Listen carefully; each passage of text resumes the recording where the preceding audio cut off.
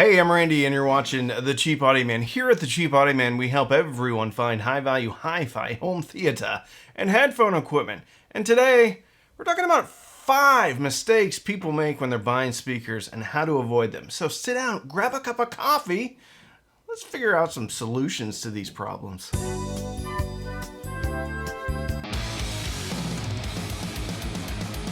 Today's sponsor is a big one. That's right, they've finally done it. Sith Audio is coming out with their new audiophile air. We all know what it's like to have to deal with non-audiophile air, substandard oxygen and nitrogen hanging out in our house. We talk about speakers, we talk about equipment, we talk about the room, but we never talk about air. And that's why Sith Audio has come to the rescue by providing us with audiophile air. All of the nitrogen, oxygen, and the rest of the gases that make up our atmosphere are stringently tested in the Sith Audio labs to make sure that they react properly with your music and your equipment. A variety of options are available depending upon your system. So book a consultation right now with Sith Audio's new audiophile air staff, and they'll help you determine which hot air you need. Since I'm an internet sensation and I've done this for dozens of days, I feel like I'm really qualified to give everyone speaker buying advice. I came up with these from not only my experience, but the experience of patrons and the experience of people that have commented on the videos. I think the first mistake that we make when buying speakers is going for instant gratification. There's kind of 2 layers to this. One is settling on something when we can't get what we really want. For example, Klipsch Fortes, a great speaker, well loved in the Heritage line, but they're very expensive. And since they're very expensive, I know personally I've looked for Klipsch Forte alternatives, which I've never even heard before. I have heard Klipsch Fortes. That was in a showroom though, and that's another thing we need to talk about. But sometimes, as audiophiles, as gearheads, as hi-fi enthusiasts, we want that instant gratification of getting that new speaker. And if we can't afford the speaker we're actually after, or it's not available, I think a lot of times we go ahead and we buy something that we may not know enough about. We haven't done our research on it. And in the long run, it's probably going to be a mistake, because even if we're getting something, it's not going to be what you really want. And almost always in my life when I've done this, I end up getting the thing I really wanted anyway and actually spending more money to get it because I bought an alternative instead of just saving up and buying the one that I wanted. If you're in that position, I'd say hold out, save up some more, and get the speaker that you're really after, the one that you really want, instead of going after something that may be trendy right now or popular today, because you're the one that needs to live with the speaker long term. Speaker buying mistake number 2, believing that there is an end game speaker or a perfect speaker. Now, I think there are speakers that can be maybe sometimes perfect for you or for me. However, that takes a long time to get there because it takes years of figuring out and knowing exactly what you personally and I personally like. Not only that, but it takes system synergy. So if anything else changes out in your system, it kind of throws everything out of whack. So the thought that there's a perfect speaker out there or an end game speaker may be true for some people. I think if their system is going to stay stable and not change at all. If the only variable is speakers and you know yourself, truly understand what you love, then I think there could be an end game speaker. But for the most part, unless you know exactly what you like and how you like it, your room is perfect or as perfect as you want it to be, your system is completely stable, never going to change, I really don't think there's a perfect speaker or an end game speaker out there. Not to mention that sometimes as listeners, our tastes change. And sometimes it's good to force ourselves to listen to different equipment, different speakers with a different sound signature to somewhat reset our brains and enjoy a different sound. It helps us to enjoy the music, but more importantly, when our brains get used to a specific sound, it's good to kind of cleanse the palate a little bit and switch out to something else. And that end game, that trendy speaker, that hype speaker right now, probably not going to be your end game speaker. Could be. Usually it's not, though. Not doing enough research outside of the normal channels, which is YouTube and written reviews. Here's the thing with YouTube. We're not always right. And we're definitely not right all the time for you, because this is such a personal hobby. Everybody has their own desires, wants, needs when it comes to a hi-fi system. I don't know that. None of the other YouTubers know that. We all have our personal bias, likes, dislikes as well. So if you're only buying because 2 or 3 reviewers sang the praises of it, then it still might not be the speaker for you. Even if you're reading written reviews and it seems like, oh my goodness, this is going to be perfect for me, it still may not. Here's the thing that I would suggest is seek out ownership groups. I know there's huge Facebook groups for different speaker brands, like the Klipsch Facebook group. There's an ADS Facebook group. So there are groups out there. My advice, if you're interested in a speaker and you're getting close to the purchase, I would try to join as many of those groups as you can. Get in as many online forums as you can. Now, the caveat to that is if you're looking to buy the Fortes or the Heresies and you go into the Klipsch owners group, chances are everyone's going to say that speaker is perfect. What I would do is I would try to seek out people that have experience with the speaker that you may have now and the speaker that you may want. And if the group is filled with diehard fans of that brand, I would vet what they have to say by asking more questions about what they've owned in the past and why. If someone says this speaker is the best speaker out there, why is it? It's got great bass. Why do you feel that way? Continue kind of peeling back the onion. So don't just take my word for it or YouTube's word for it or written reviews word for it. Go out and seek personal experience with these products, because a lot of times these people are going to have this stuff for years. They're going to listen to it constantly. They're going to be able to tell you about what they have paired with it as far as electronics. And frankly, with a longer term use case scenario, they'll probably be able to bring up things that a YouTuber or a written reviewer won't be able to bring up. Now, that person probably doesn't have as much experience or has listened to as many products as most YouTubers or written reviewers. You can't ever have too much information about something, especially if it's going to be a pretty pricey purchase. So do a lot of research in a lot of different areas.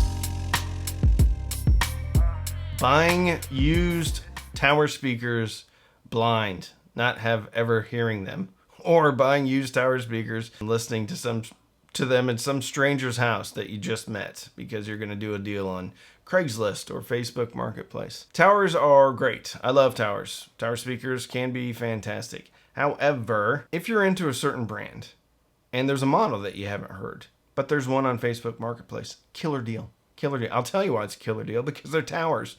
And once you buy towers, you can't ship them. You can ship them, but you're going to lose a lot of money on it, or even more money on it. You're selling an older speaker now, and now it's going to cost $200 to ship these things. Anyway. Used towers. Okay, it's a Klipsch. I like Klipsch. I'm going to go buy this used tower because it's a great deal. I guess that's really the theme here is if it's a great deal and it's on a speaker that you haven't heard, make sure that you do a ton of research before you buy, because you're going to go over there, you're going to look at them, they're going to be in great shape, he's going to turn them on or she's going to turn them on in that room and it's going to sound good. Yeah, you bet. I'm going to buy them.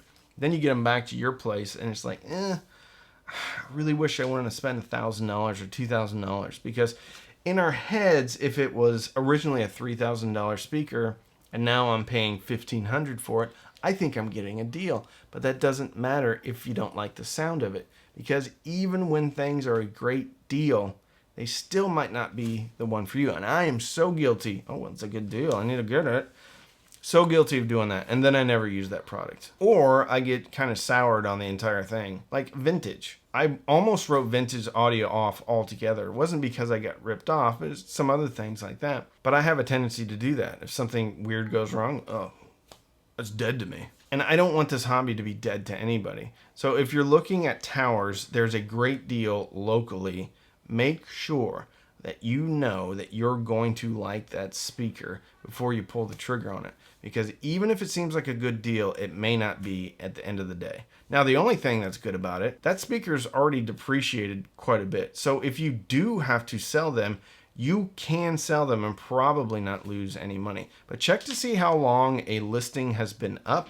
If it's been up for 60 days or whatever, then chances are there's a reason why it's been up there that long. So once again, you got to do the research. If there's no reviews out there, then go seek out ownership groups. Buying something that sounds awesome in the showroom. Man, when I first started this channel, I used to get so torqued off when I'd watch other channels and they would say, you got to go and listen to them. You got to go and listen to them. Like that was available to everybody. I live in one of the most populated metropolitan areas in the United States, and there's a handful of actual hi-fi dealers, and they usually don't carry the stuff that I'm interested in anyway. It's usually like super high-end dealers. I'm not going to buy Wilson speakers. I don't want to listen to those. Painting with broad strokes and just saying, oh, you got to go listen to these. It's not feasible for most people, especially if you're in the middle of Nebraska or Iowa or Kansas, any of the plain states. I say that because I grew up in the Midwest. What I'm saying is you can't just go listen to stuff. And when you do go listen to stuff, usually it's almost better not to listen to something in a showroom than it is to listen to it. Because you get in there and they start switching speakers around, and almost invariably, the speaker that is tilted to the top end is always going to sound better to most people. I did that when I went into Magnolia in Best Buy. I tried out some Definitive Technologies and I tried out the ELAC B6, the first generation. I walked out of there with the DefTechs, and guess what? I ended up going and buying the B6 anyway. The thing about listening in showrooms is that A, we're not in our space, but B, we feel a little bit uncomfortable in there, and like we are taking up time, which we are. Subconsciously, we kind of feel like, okay, I need to make a decision. I'm taking up this guy's time. I don't want to, maybe we even feel uncomfortable being there to begin with. So the likelihood that we're going to give that speaker a fair shake and really get to know it isn't a reasonable expectation. That's not going to happen. In my experience, listening to things in showrooms really isn't useful at all. Unless I'm going in there and knowing, okay, I'm going to spend some time here and letting them know up front, I'm going to spend some hours in here. And I don't want your guy standing over my shoulder playing Hotel California, the acoustic version, over and over again. Let me have my music. Let me sit here. Let me get to know these speakers on my timeline. I heard some Focal. It's the most affordable Focal bookshelves. And again, he was playing Hotel California. I actually asked him if I could play my music, and I did. And they sounded very impressive for 20 or 30 minutes.